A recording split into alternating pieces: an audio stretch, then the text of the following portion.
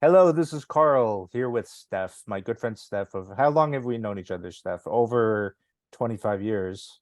Definitely 25 years or more. Yeah, so I previously interviewed both Jim and Nicole. So I actually I've listened to those too. Oh, you It's did. yeah, yeah. Yeah, so you have sort of an idea of how I like to do these. Just a very free-flowing conversation. So we met at camp, the same camp that Jim and Nicole and I all went to. But you were sort of unique because you weren't from New Jersey, you were from New York. Yes, that's So how correct. did you find out about Camp Ernie? So I grew up in Queens, New York. My mom is a single mom. She raised both my sister and I by herself. Dad wasn't really around. And summer vacation came around and she didn't want me being home the whole summer. And she found one of her coworkers told her about Camp Bernie. And I was 5 turning 6. Oh wow, you were Um, young. I was young, yeah, and, I absolutely loved it. I came from a really broken home, and camp just, like, that became my home. I Yeah, couldn't wait for the summertime to just see my family again. yeah, So I went there for 15 years, I think, yeah, something crazy long. I loved every minute of it. yeah. So something that came up with Jim and Nicole was that it seems like going to camp has caused people to sort of devote their lives in some capacity to public service. Mhm. And you've taught for a while. You taught in New York, now you're based in Florida. Yes. So what's that like? What's teaching in New York like compared to teaching in Florida? So in New York, I taught at a public school in Long Island. That was my first like teaching job back in 2006, Oh wow. 2005, 2005, 2006. That must have Uh been straight out of undergrad. yes, straight out of undergrad, went right into the classroom. And that's when actually the economy started to Slow collapse a down. bit. Yeah, yeah. Yeah, so they were cutting programs, and of course, being an art teacher, I got cut. So I packed up my bags and moved to Hawaii for a little bit, and then I worked at Yeah, the Honolulu Academy of Arts, which is a art museum in Oahu Island of Hawaii. yeah, Um, and did some curriculum stuff for them, and then I, couldn't afford to live there. It wasn't yeah, really, affordable a job that can pay living expenses, so I had to hop back on a plane and go home, where I started working for an after-school program that's funded through the city. There is there's a city agency called DYCD. The acronym stands for, Department of Youth and Community Development. They have a bunch of different programs. The after school program that I ran was funded through their Compass segment in the agency. And I ran that program for 7 years. I started with 60 after school students. The program is called Arts and Literacy. The idea was to infuse using the arts, infusing literacy and helping second language learners, English learners, how to speak English, and by experiencing the arts. So we had a visual arts teacher, yoga, dance, martial arts, like even Brazilian martial arts. So we had oh wow, capoeira. Music. Actually, one of the former teachers is a professor at Harvard now. wow, Yeah, like some really great, really amazing people. I met Jermaine Jones, who was like a top 10 finalist on America's Got Talent. I think it was America's Got Talent. Came to our program and sang "Seasons of Love" from the play Rent, yeah, and they sang it together. It was just beautiful and memorable. And like I have students that contact me. They're adults now. Some have finished college already and started their own career, also Wow. going to public service. So Yeah. it's nice that the cycle continues. Like I feel a lot of the things I've learned at camp didn't have a definition when we were experiencing it. Now it's called social and emotional learning. A Mm, lot of that being infused throughout the United States and different a lot of northeastern states take SEL seriously.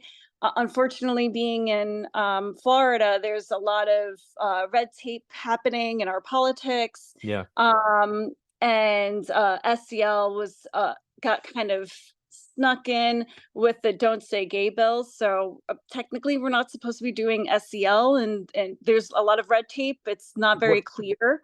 what is Um, the rationale for not doing something like socio-emotional learning?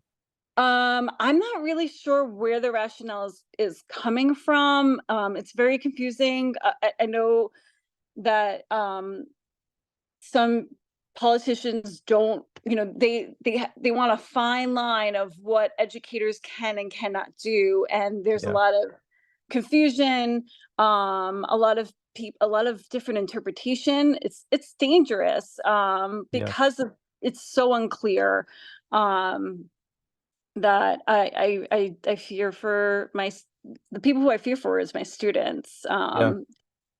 That they're going through this, and I'm going through this with them, but they don't see what's happening behind closed doors, and they're so young, but they do have an understanding, with social media and people getting on there. They do follow some of the trends and understand somewhat of what's going on, but Yeah. again, that's something that we can't even discuss in the classroom to clarify any questions, because then it just gets really messy. So what do you how do you deal with that? I mean, what happens if you have a child who says like I have two daddies? We haven't gone through professional development training yet for the new school year. Okay. But if someone were to say that, at least in my class in the past, I create a very safe environment. Being in the arts, a lot of I'm helping. My personal philosophy, philosophy, is that to teach kids through the arts, Yeah. teaching them how to express themselves in a visual way. So a lot of the art projects that I do is all about self-expression. I think middle school is a beautiful time. A lot of people think middle schoolers are like they're the reason you get gray hair. They're all hormonal and going through changes, and they think they're adults. And but I love it. I love Yeah. I love their personalities and the experiences that I get to have with them.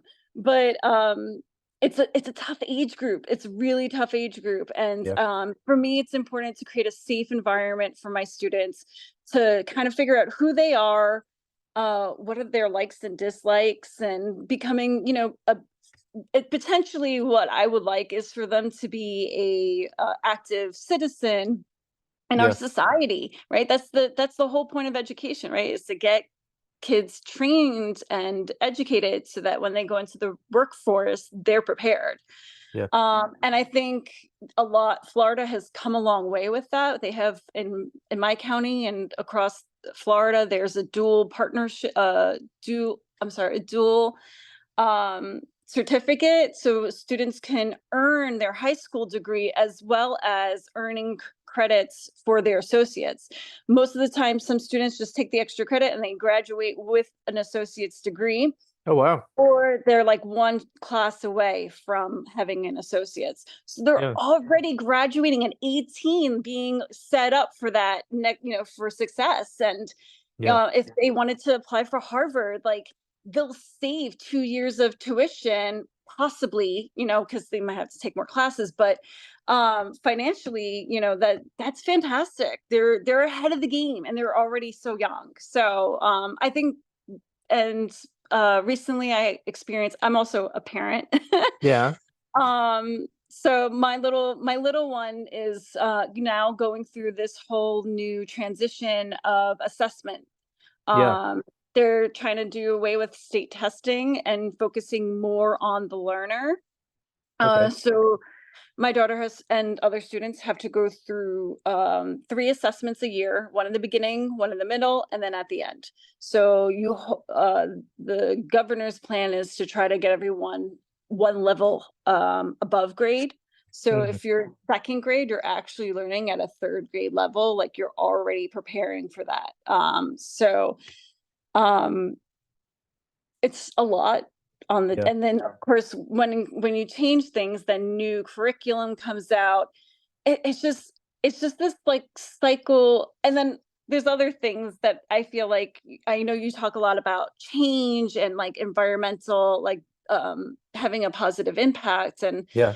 I think our education system is so it's so outdated. We have tons of people that learn in different ways, and Yeah. yet we're still trying to make everyone fit in a box. Like I feel like this, time has changed, and Hmm. but education's not keeping up, especially with, the technology. There's so many algorithms that can really hone in and find out the type of learner, and then where that person is struggling, set up something for them to improve Yep. and move forward.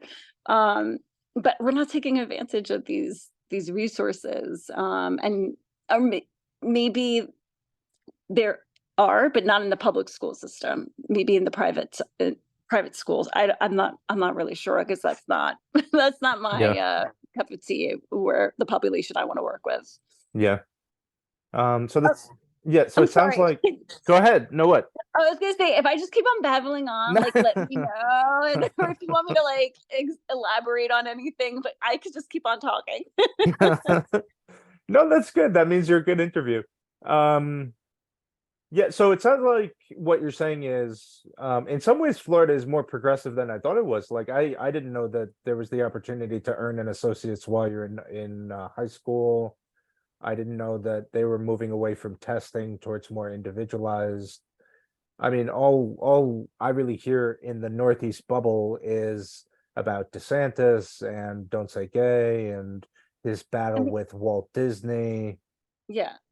Well, So, but there's other things to it as well. There's also and come the fall, students can't have their cell phones on them anymore, and that's oh, huge, really? because it's like it's a battle sometimes. Some of these kids just like they're so addicted to their phones, like they can't, like the itch. It's Yeah. pretty wild. I can't remember. There's a recent study where they had a group of kids and they tested them. They went through a test. Some and they through this study, the 3 different studies. One group of students had their phone right next to them. Then there was another group that had their phone kind of like at the back of the room with their backpack. And then there was a group that had no cell phones allowed in the Yeah. room, cannot be there.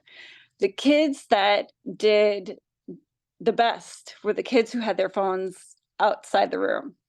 And the Really? kids who did poorly were the ones who had their, because it's a distraction. They can't, Yeah. they can't, they can't unattach themselves. Their brains aren't there yet. Your brain isn't really developed until you're like fully developed until you're 23. Yeah. So like I teach a lot about the brain when I talk to my students, again, because I'm trying to when I teach, I teach towards all multiple learners, kind of aesthetic, audio, visual. I try to make sure I have everything possibly available for them so that they're set up for success. It's nice I have that luxury, but some people don't have the luxury in their subject area. But so with my students, they go through oh my gosh, I forgot what the point I was saying. I'm sorry. So you talked about, you mentioned the study with the cell phones, and then you Oh, right, talking yes. about the development of the brain. Yeah, so I go a lot into development of the brain with my Yeah. students, because I think it's really important to understand that. So the connection to their cell phones, Yeah, they'll say, oh, I'm gonna look up something really quick. I can't, because sometimes we're blocked on certain sites and Yeah, they're looking for certain material for reference, and they tell me what they're doing and I'm like, okay, but some of them just can't help themselves and they have to like look at the messages and yeah, or try to take a picture of themselves even though they know they can't do that. And it's yeah, actually dangerous too, right? Like if you're taking a picture of yourself and then there's someone in the background whose parent doesn't want their child to be on social media. on social media, exactly. And we had a lot of social media stuff this year. Our principal, we had a kids trying to fight each other, and it's middle school. And Yeah, I work at a K-8 school, so it's a big age group. Um, when a fight or something negative broke out at the school, something that would it wasn't helpful hmm, for the situation, if they deemed that, then the student would get suspended. So if two students were fighting and you decided not to do anything about it, rather you had your phone out taking video instead of, separating them and making sure everyone else is safe, like you chose to support this type of yeah, behavior. And now they're being held accountable for it. And I think that's finally, I yeah, feel for years, educators have been tiptoeing around parents and meeting the needs of parents, but there's so much going on. We have to be a team. We have to be a team. Like that's, yeah. and It if we're seems not, like, yeah. yeah, it seems like these days there's I won't call it conflict, but in some areas there's this renewed interest in education by parents to the point where they want to be on the school board or they want to know what their kid is reading. They want to outlaw books in the library. Um, and then in Florida, you have Don't Say Gay. And it's Um, very conflicting because you have this, there's people who are all about freedom of speech, but then they're yeah, taking away the books. And I'm just like, I'm sorry. I'm just like, I don't, what's the end result here? Like, what does the end game look like for yeah, you? Because maybe if there's a vision of where you want to go, like we can get people on board or we can communicate these things and come up with a system that makes that happen. But I just think it's unfortunately it's like this internal war in our country, yeah, and we're not a united state of America. There's just so much, and you talked to Nicole and about division and yeah, but I think a lot of people overall, they do want to be together.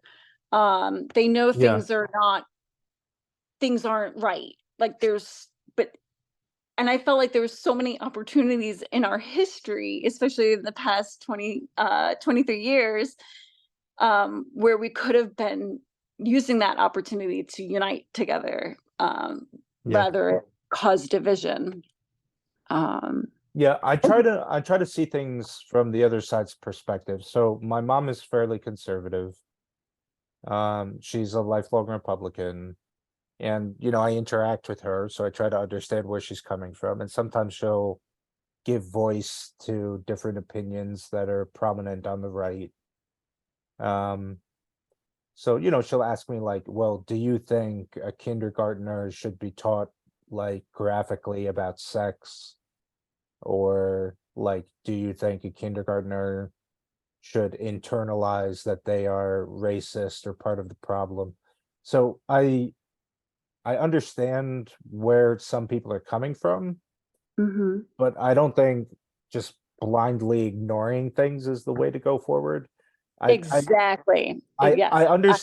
understand their fears. Like, yeah, if I had a kid, I probably wouldn't want a kindergarten to learn in school like the graphic nature of sex, but you can still have a general discussion and you can still include LGBTQ plus people in that discussion. Absolutely. Or I about mean, race, I you don't have to like.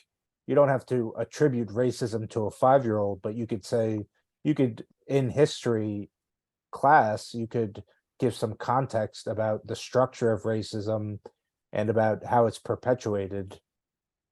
Well, I mean, it's done organically. Like, where I live, it's very diverse. There's all different nationalities that live here. It's quite beautiful.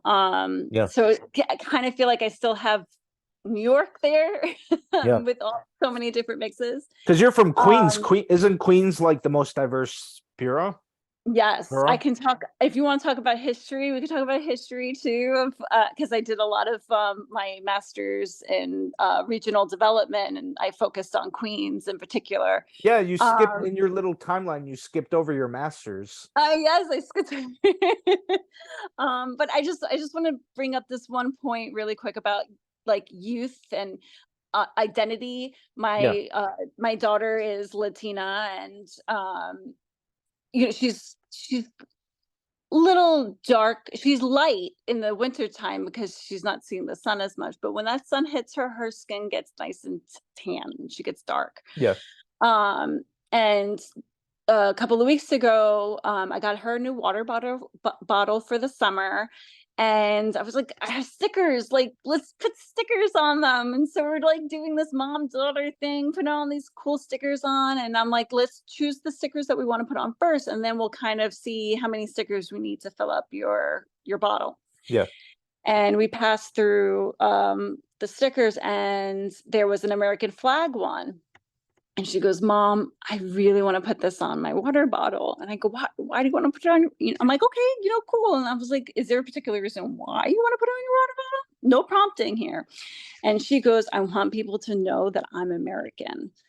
Yeah. And I was like, whoa, like just hearing that, I was like, whoa, like And how where old is she? she is 6. She will Yeah, be she's going into second grade. yeah, And she's a very um she's the youngest in her class. yeah, She just makes the cutoff is September 1st. So she's the youngest in her class. All her classmates are pretty much 7 years old, turning 8 yeah. next year. And she's just going to be turning 7.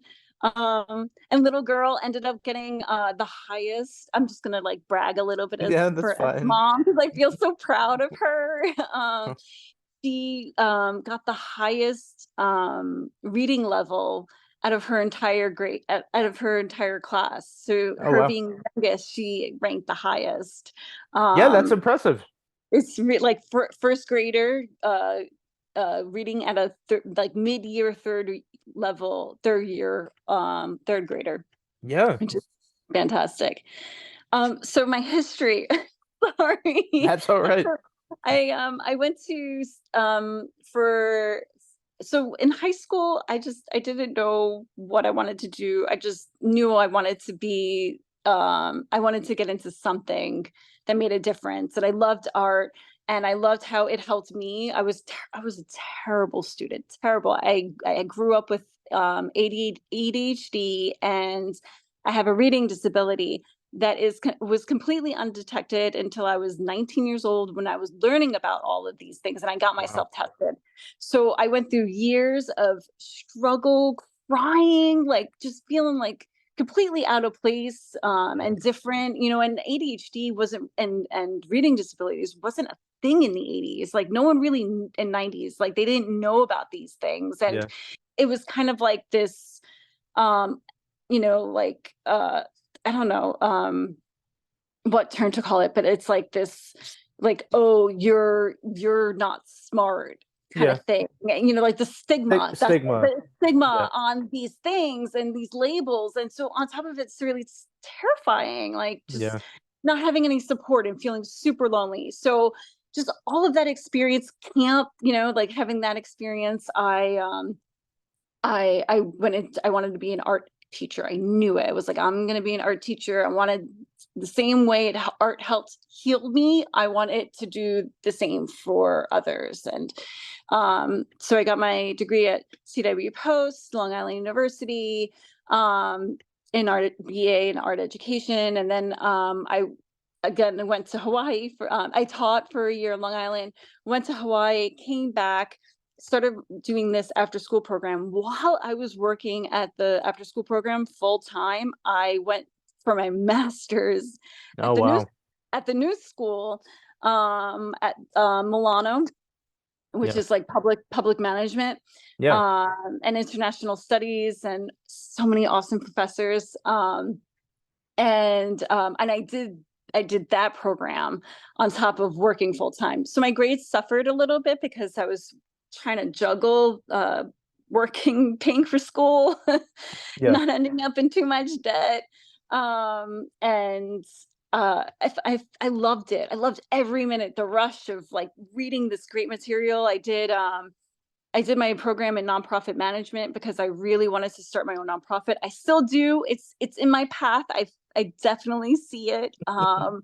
But right now I'm just enjoying being a mom and an educator. So I feel like my place right now is here where I'm at, Yeah. and eventually that stuff will come. But so I learned a lot about nonprofits. I was totally like blinded, thinking like nonprofits always does good work, and it's like realizing actually there's some pretty nasty nonprofits out there Yeah. too.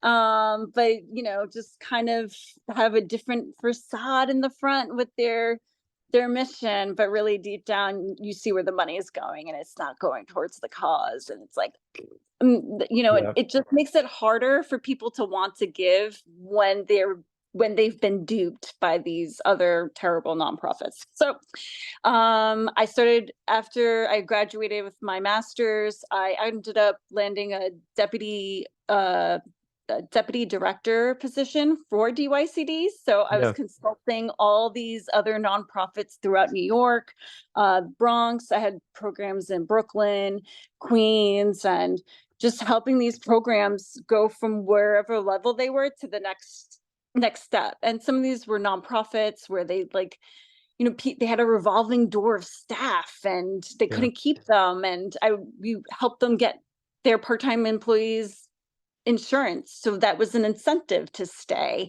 So stuff like that, even though that was like beyond our contract like responsibilities, Yeah. for me helping these nonprofits, it was just something we wanted to do because we knew if they thrived, the community would thrive. Yeah. So yeah, hours and hours of work went to there. But I became a mom.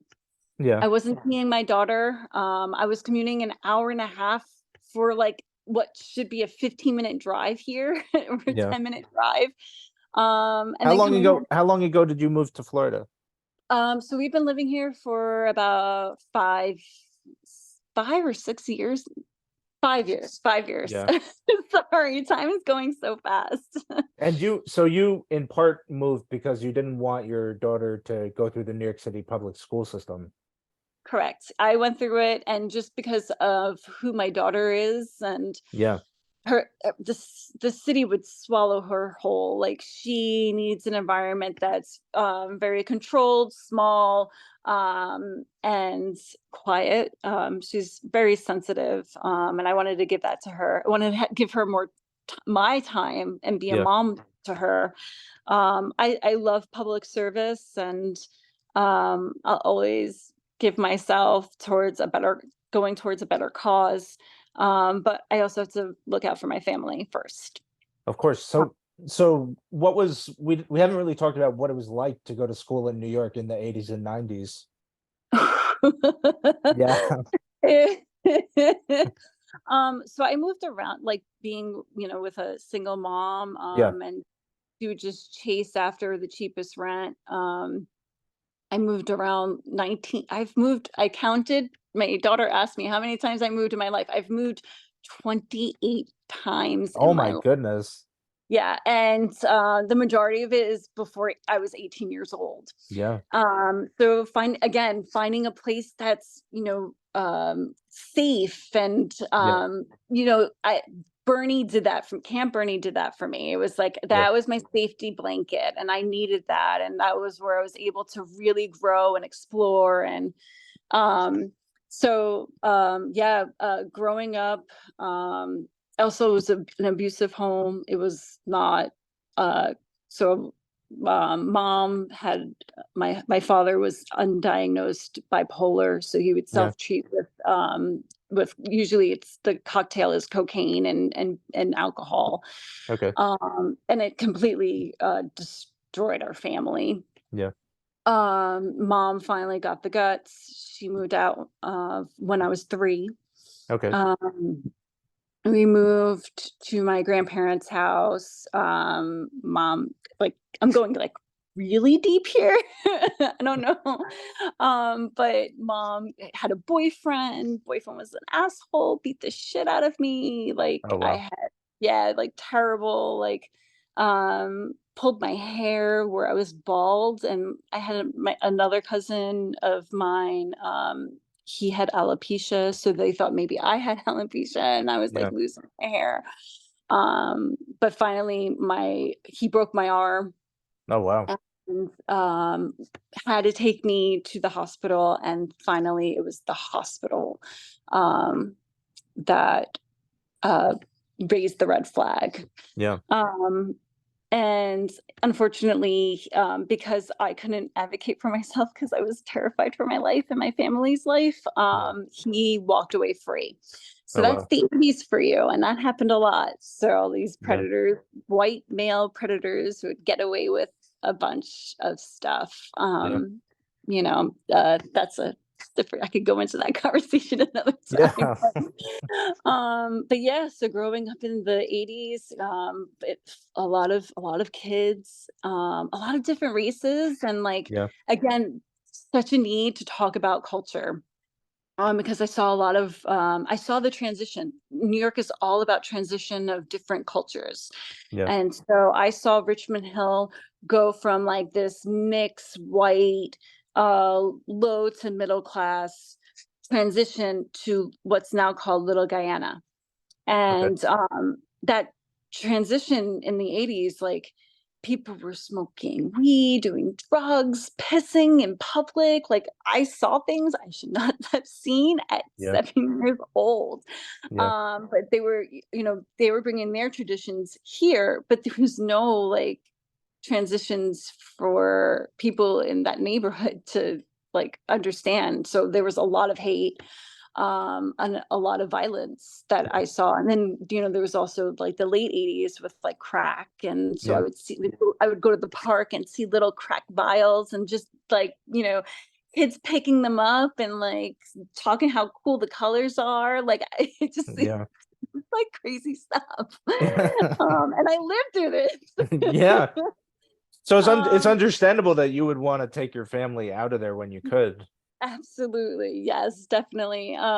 So finally my mom landed in an apartment in a tenement building. So like Okay. tenements are these like long railroad apartments. Yeah. So the kitchen, then it's the living room, another room, bedroom.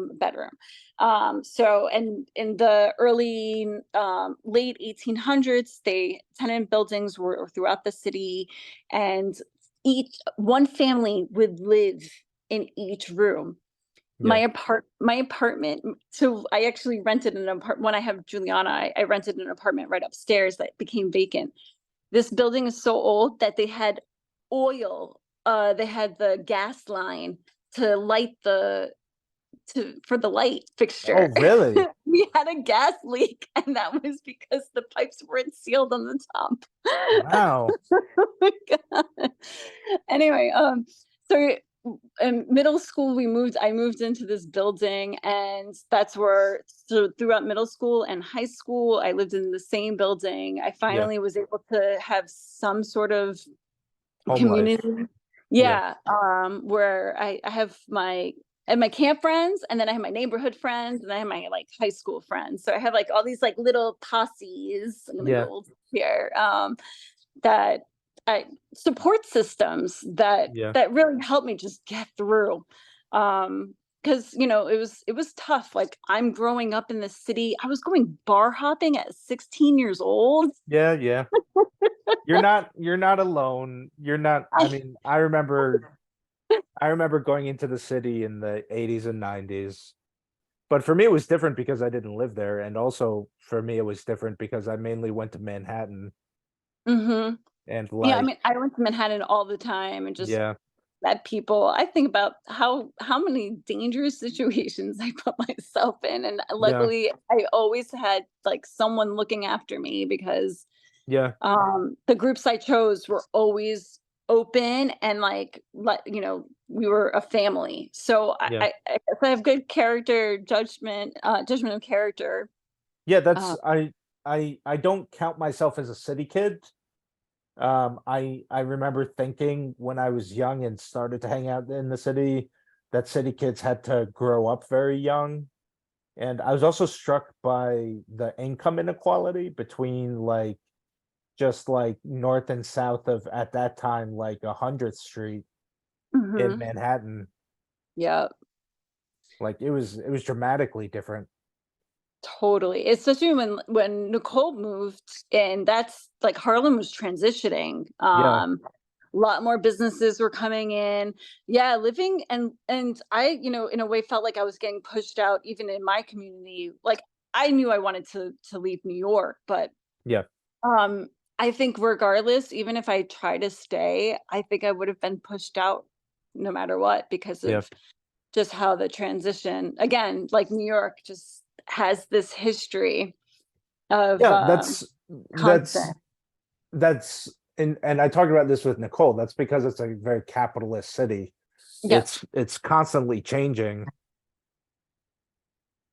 Yeah, it is. Yeah, when I like, just you were talking about, just the structure of how New York is, and yeah, the Yeah, Dutch had a lot to do with, the infrastructure of the streets, like, downtown used to confuse me so much when I was younger, I was like, "What yeah, is this?"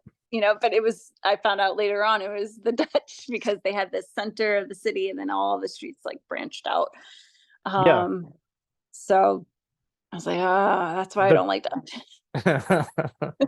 the grid was in like the early 1800s, I think it was.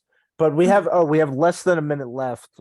Oh, Um, no, time yeah, it went went so quick. fast, I'm Yeah, it so did go quick. sorry. No, it's fine. It was really interesting. Do you have any like last minute things you want to say before it cuts off? Um, just thank you for having me on, and I hope I can get on again for, like, another mid-year, like, update of how things are going in the schools and Yeah, that would just be good. transition, I think would be really fun to talk about. Yeah, that sounds good. We could do that. Awesome. I'm Okay, cool. re-inviting. Yeah, yeah, that's fine.